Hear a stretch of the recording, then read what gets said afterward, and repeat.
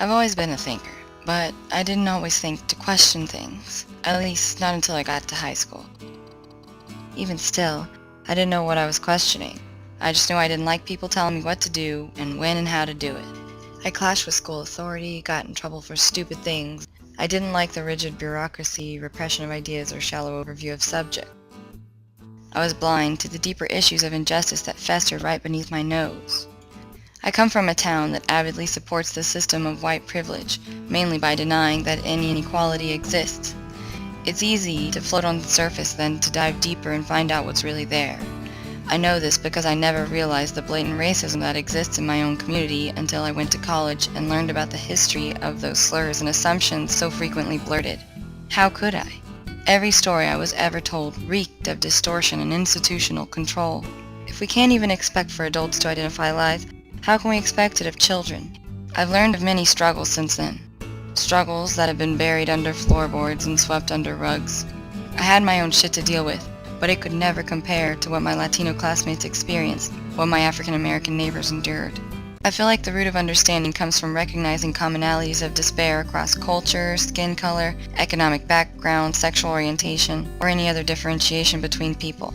When I went to college, I learned many stories of oppression and recognized themes of disparity. I studied abroad in Mexico to learn about culture and the effects of exploitation from primary sources instead of reading about it in books.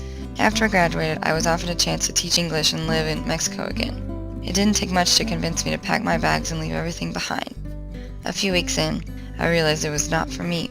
I was not comfortable with the militaristic practices and wasn't accepted by my coworkers for my refusal to comply. I went to school to be liberated and encourage other people to liberate themselves, to find ways out of an oppressive system, not the other way around. I stuck it out for 4 months, and I couldn't get home fast enough. I got in touch with ATD Fourth World Movement and made plans to move to New Orleans to start an internship.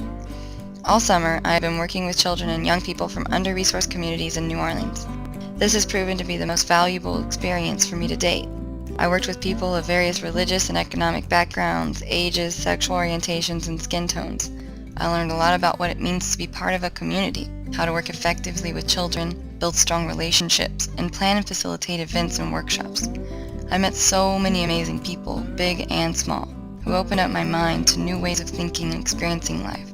They say you make your own choices, but a lot of the choices that determine where we'll end up are made before we're born. I didn't choose my skin color, my nationality, my sex, my family. I can only choose what I do with myself, despite what was already chosen for me. That's why I choose to learn the truth, so I can make my decisions based on reality instead of a pile of man-made bullshit. This is the story I'm making, a story that says no to a predetermined future, to accepting something I did not choose. I will carve my own path, build my own house with my own tools. I've got 23 years on my life, but my story is just beginning. It's up to me to make it happen, to embrace what comes my way and not be scared to jump, to take risks and live in the moment. I'm so used to planning and analyzing and making decisions based on how they will affect my future. It's time to think about how they will affect the present, how I can be effective right now. I have done more in the past few years than the rest of my life combined, and I'm going to keep on at that pace. So that's where I'm at right now, just relearning how to live.